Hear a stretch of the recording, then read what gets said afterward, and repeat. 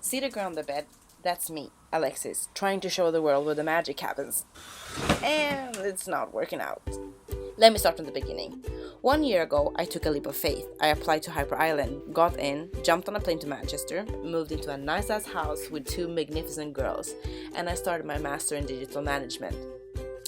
And now, 6 months later, I'm stuck with the industry research project. I started this project with trying to find happiness at work. Talked to my supervisor and kind of figured that happiness at work was a little 2018.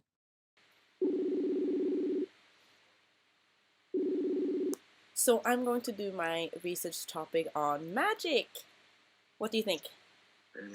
Alltså jag vet inte vad jag ska säga.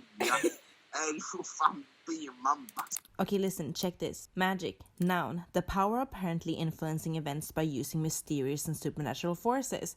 I mean, this sounds really interesting, right? So, I know all of this might seem a bit confusing, and going back to my sudden I give up attitude, it doesn't have to do with me not knowing anything about magic. It has to do with me trying to explain to the world the wonders of the topic and what it can be used for. Let me try to make sense of it all for you. Let's start with a brief history lesson with magic as the main topic. The term magic derives from the Old Persian magoo, a word that was adopted into ancient Greek and later used to apply a negative undertone within rites that were regarded as dishonest, unconventional, and dangerous. Magic has, and in some form still is, associated with the Middle Ages where magic was occult and witchcraft.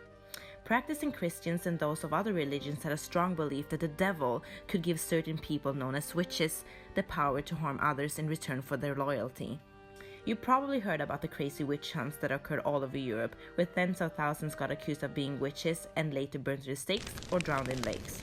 Later on, the growing trading nature of society allowed some people to become street or circus performers to make a living. Modern ideas such as cheating by shortchanging with coins and other small objects turned magic more into an act of thievery. That just don't seem quite right. Even though magic has been partly recalled as an entertainment form, it wasn't really until the 18th century that magic really turned into an entertainment art form, both in stage performances but also communication art forms such as mentalism, mediums, and spiritualists. People started to attend seances, played with Ouija boards, and going to fortune tellers in the hope of speaking to the dead. This was also the period that Harry Houdini, one of the world's most famous illusionists and stunt performers, was born. He's the dude that buried himself alive, without a casket.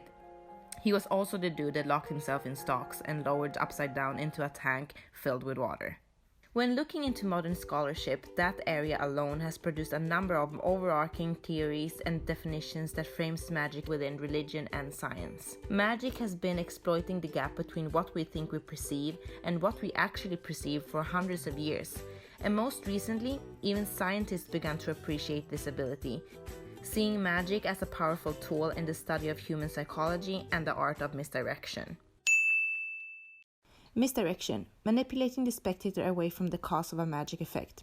So what is the meaning of all of these historical facts and what am I getting at here? Well, I'm not really sure yet, but what I do know is that people are suddenly throwing the word magic around like it's this century's new buzzword. So, what are the benefits with magic? What do people do with it? And most importantly, what is magic? I've set out on a mission to figure this out, so join me in the next episode of A Magical Thesis.